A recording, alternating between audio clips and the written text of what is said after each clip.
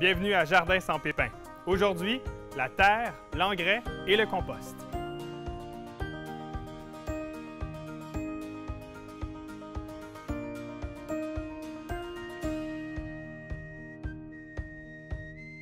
La terre, Charles, c'est quelque chose de vraiment très important, je pense. La terre, c'est le nerf de la guerre. OK? C'est la chose la plus importante. Si vous avez des économies à faire, vous la faites n'importe où, sauf pour la terre. OK. C'est vraiment ça.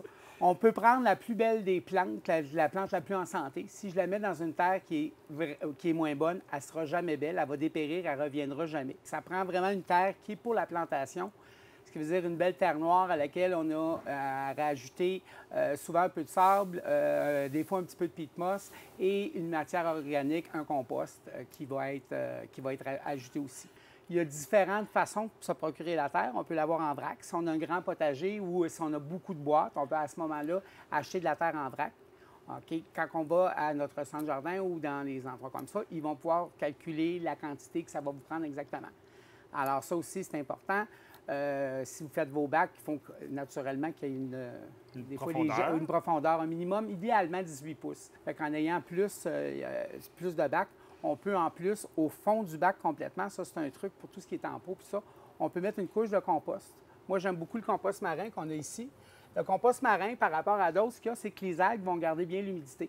Alors, si je mets une couche de compost marin au fond de mon bac, OK, à ce moment-là, c'est une façon naturelle. Le compost va attirer les surplus d'eau parce que l'algue va l'attirer et il va le garder. Donc, mon légume, si c'est plus sec en haut, c'est sa façon normale, il va vers en bas pour chercher de l'eau. Alors, il va faire une belle racine qui va aller vers le bas, qui va aller chercher. On cherche à avoir un bon enracinement. Tu nous dis si on a un potager, si on part en neuf peut-être, mais disons que moi, j'avais des bacs l'année passée sur mon balcon. La terre, est-ce qu'elle est encore bonne? La terre va être bonne pendant quelques années. L'idée, c'est qu'on va avoir... c'est les minéraux qui vont avoir disparu. On a des produits, comme par exemple le produit ici, très bon, Mixboost, ce que c'est des minéraux. On va rajouter, selon la posologie derrière, on va rajouter à notre sol, on va bien mélanger.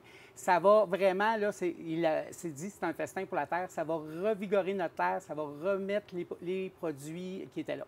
Ensuite, à ça, on va rajouter un petit peu de compost parce que, naturellement, la matière organique va être un peu. Normalement, si on utilise bien ça, les bacs, je suggère aussi de les couvrir pendant l'hiver s'ils sont à l'extérieur pour pas qu'il y ait... Parce que s'il y a la neige, la pluie, tout ça, c'est sûr que la terre va s'appauvrir beaucoup plus parce que l'eau va drainer encore plus les minéraux. Ça va comme être lessivé. Exactement. Tout à fait. Okay. Alors, si je ne suis pas capable de les mettre dans un cabanon ou en dessous d'un balcon, à ce moment-là, juste une bâche sur le dessus, bien attachée, puis que je peux enlever au printemps. On rajoute un peu de Mixboost, un petit peu de compost. Encore là, j'aime bien mon compost marin. Les gens ont chacun leur fait. Ça peut être le compost qu'on a fait à la maison. À ce moment-là, on rajoute notre matière organique et notre terre va pouvoir nous durer là, 2 à 3 ans très facilement. On y redonne de l'énergie. Donc là, l'engrais, de nourrir sa terre, c'est pas juste en début de saison. C'est pas seulement en partant. Ça, c'est la chose qu'on fait avant même de planter. Oui. On prépare le jardin avant même de planter. Ensuite, après la plantation, il faut naturellement utiliser des engrais. On a maintenant, l'engouement est vraiment pour les engrais naturels ou bio. Pour ceux qui s'inquiètent parce qu'ils disent « Ah, le bio, ça ne fonctionne pas », il faut se dire une chose, il n'y a aucune recherche qui a été faite sur les engrais chimiques depuis à peu près 30-40 ans. Ils ont tous été faits sur les engrais. Alors, les engrais naturels, bio, et tout ça, ont dépassé les engrais chimiques et de beaucoup, ça fait déjà plusieurs années. Okay. Alors, inquiétez-vous pas si vous ne trouvez pas vos anciens chiffres qui étaient très gros. Les chiffres sont plus petits parce qu'on va nourrir un petit peu à tous les jours au lieu de donner des boosts de temps en temps comme on faisait dans le passé. Alors, on a une gamme complète. On a beaucoup, beaucoup de produits québécois. On a le fumier de poule qui est un classique, qui est maintenant certifié bio, mais c'est le même produit. Ce produit-là est disponible, ça fait 20-30 ans. Il l'était bio, mais il avait juste pas sa certification. Il l'a maintenant. C'est un très bon engrais pour tout ce qui est légumes, fruits, légumes, même pour vos fleurs, etc.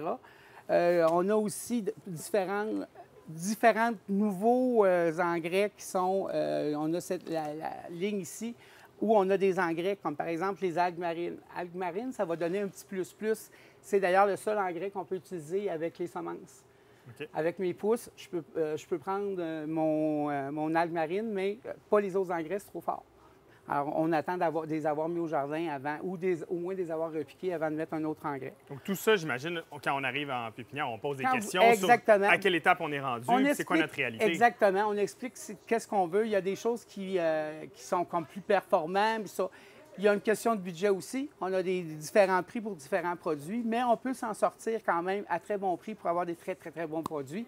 Posez des questions à vos conseillers en serre, puis vous allez voir. Là, Puis le compost de maison, est-ce que c'est une façon pour enrichir mon jardin ou mon bac si je l'ai fait l'année passée, disons? Le compost de maison, c'est ça. Il faut juste faire attention aux produits qu'on a mis. Si j'ai mis des résidus, par exemple, de gazon, si j'ai mis des résidus de mes plats de menthe, je vais me retrouver avec de la semence dedans. Alors, je peux avoir des fleurs qui poussent, si j'ai vu ça. Je peux avoir, puis ça, c'est où ce que ça devient plus difficile. Si j'ai mis mes résidus de gazon, je peux avoir de la digitaire, c'est ce gros gazon gras-là qu'on a eu à avoir dans notre gazon, dans notre pelouse, qu'on aime encore moins avoir dans notre potager. Alors, c'est sûr que quand j'achète un compost qui est comme ça, ces composts-là, ils sont traités, il n'y a pas de mauvaise herbe dedans. Mais si j'utilise le compost, il faut juste faire attention qu'est-ce qu'on va mettre, puis tout ça. Qu'est-ce qu'on utilise dans notre compost? Il ne faut pas oublier que tout ce qu'on va composter, veut pas, le compost qu'on va utiliser, nos plantes vont l'absorber. Les fines herbes, les légumes, tout ça, ils absorbent tout ce qui est dans le sol. Alors, naturellement, on va le manger par défaut. Par défaut. Okay. C'est juste de viser ça, c'est pas mauvais, mais on peut aller... on a les deux options, disons. Excellent. Bien, merci beaucoup, Charles. Bien, ça me fait plaisir.